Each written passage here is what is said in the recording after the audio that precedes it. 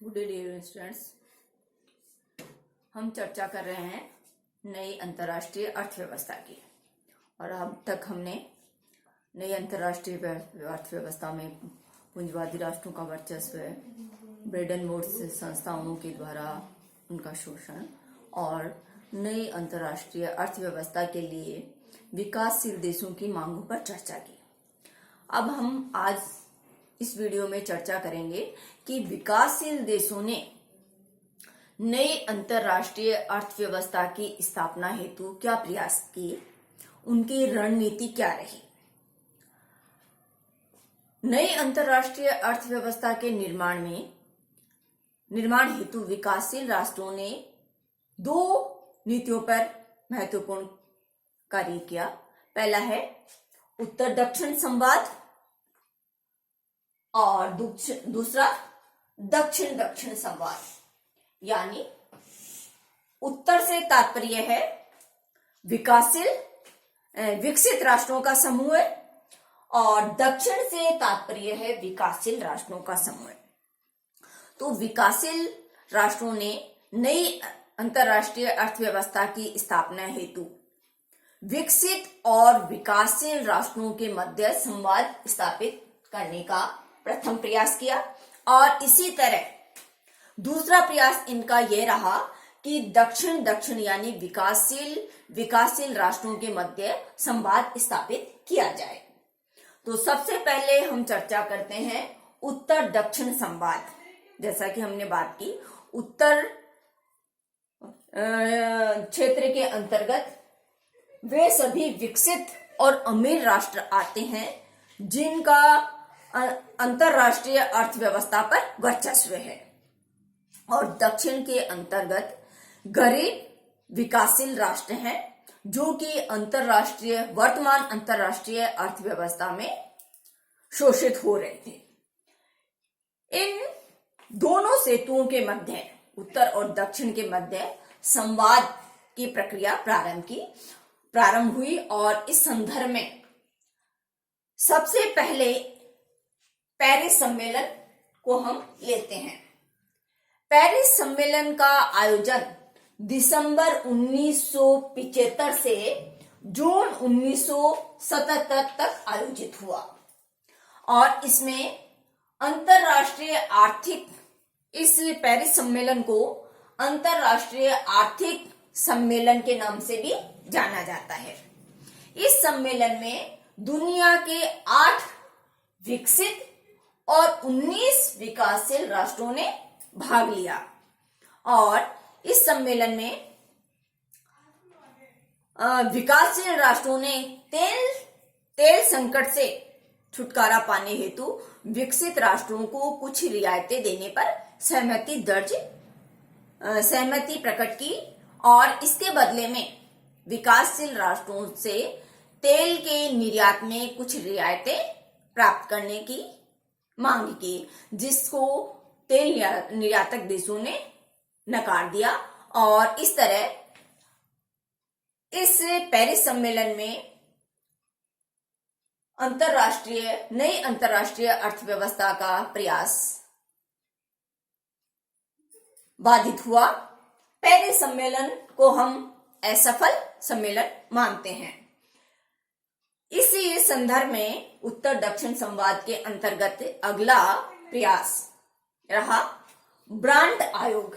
एक बड़ी घटना जो उत्तर और दक्षिण के मध्य संवाद कायम करने हेतु की गई, यह था ब्रांड आयोग का आयोजन। ब्रांड आयोग के अंतर्गत विश्व बैंक के तात्कालिक अध्यक्ष रॉबर्ट मैकनामार्ड ने अंतरराष्ट्रीय विकास मुद्दों पर एक स्वतंत्र आयोग के गठन का प्रस्ताव रखा। और इस आयोग के गठन की प्रक्रिया प्रारंभ हुई और इस आयोग का अध्यक्ष बनाया गया जर्मन चांसलर विली ब्रांट को।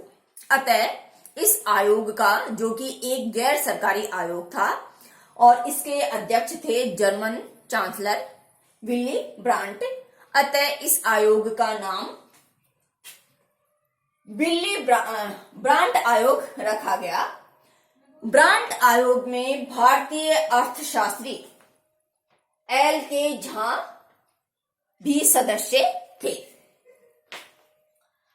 ब्रांड आयोग ने अपना काम प्रारंभ किया और 1977 में इसने अपनी रिपोर्ट प्रस्तुत की और ब्रांड आयोग ने अपनी रिपोर्ट में ये कहा कि विश्व शांति के लिए विकसित और विकासशील देशों की पारस्परिक निर्भरता आवश्यक है। यानी विकसित और विकासशील देशों के पारस्परिक सहयोग की आवश्यकता को विश्व शांति हेतु ब्रांड आयोग ने महत्वपूर्ण माना। लेकिन यह आयोग भी कोई विकासशील राष्ट्रों की हठधर्मिता के कारण इस आयोग का भी कोई सार्थक परिणाम नहीं निकला। इसके बाद में अगला जो कार्य रहा या अगली जो घटना रही वह कानकुन सम्मेलन रही। ब्रांड आयोग के सिफारिशों के अनुसार काम करने हेतु 1981 में कानकुन सम्मेलन का आयोजन किया गया। कानकुन सम्मेलन में 22 देशों के राष्ट्राध्यक्षों ने भाग लिया, लेकिन विकासशील राष्ट्रों ने कानकुन सम्मेलन में भी नई अंतरराष्ट्रीय अर्थव्यवस्था की मांग को ठुकरा दिया और कोई सार्थक परिणाम यहां भी नहीं निकल पाए। इसके बाद में अगला प्रयास हुआ UNCCC यानी संयुक्त राष्ट्र जलवायु परिवर्तन सम्मेलन के रूप में। संयुक्त राष्ट्र जलवायु परिवर्तन सम्मेलन को कोप की संज्ञा दी गई और इस कोप सम्मेलन का प्रथम सम्मेलन लीमा पेरू में 1914 में आयोजित किया गया। इसके बाद में अगली प्रक्रिया या अगली घटना रही एजेंडा 21।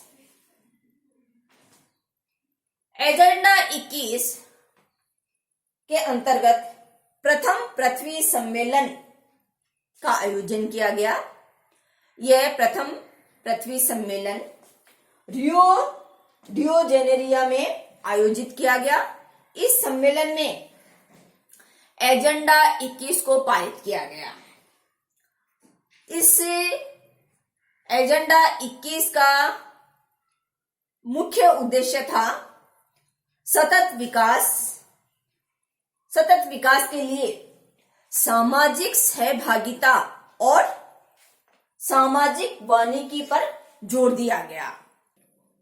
रियो डी जेनेरियो सम्मेलन एजेंडा 21 1992 में आयोजित हुआ और इसी तरह उत्तर दक्षिण संवाद के अंतर्गत अगली प्रक्रिया रही मॉन्ट्रियल सम्मेलन। मॉन्ट्रियल सम्मेलन में मुख्यतः ओजोन परत के संरक्षण पर सहमति, ओजोन परत का संरक्षण हेतु हैलोजन गैसों के उत्सर्जन पर नियंत्रण करने का प्रयास इस सम्मेलन में किया गया और यह निश्चित हुआ कि हैलोजन गैस के उत्सर्जन को नियंत्रित किया जाए। लेकिन इस सम्मेलन के जो भागीदार थे वे विकासशील देश ही थे, विकसित देश नहीं थे। अगला सम्मेलन इस संबंध में क्योटो सम्मेलन रहा, जो कि 1997 में आयोजित हुआ। क्योटो सम्मेलन में ग्रीन हाउस गैसों के प्रभाव से जो तापमान में वृद्धि का प्रभाव है उसको रोकने का प्रयास किया गया और यह निर्धारित किया गया क्योटो सम्मेलन में कि सभी राष्ट्र मिलकर कार्बन उत्सर्जन के स्तर को 1990 के स्तर पर लाएंगे। यानी कार्बन उत्सर्जन को कम करेंगे और कार्बन उत्सर्जन के स्तर को 1990 के स्तर पर ले जाएंगे। इसी संबंध में उत्तर दक्षिण संवाद के अंतर्गत ही अगला जो सम्मेलन है, अगला समूह है, वह G15 देशों का सम्मेलन हम कह सकते हैं। G15 देशों के ग्रुप की स्थापना 1975 में हुई थी। इसमें 8 विकसित राष्ट्र और 5 विकासशील राष्ट्रों का यह समूह है और यह भी अंतर्राष्ट्रीय अर्थव्यवस्था के निर्माण हेतु प्रयासरत है। इसके कई सम्मेलनों का आयोजन किया गया। इसी संदर्भ में अगला जो ग्रुप बना वह G20 या G20 देशों का समूह है। G20 देश समूह है भी विकसित और विकासशील देशों का एक समूह है और इसकी स्थापना 1999 में की गई।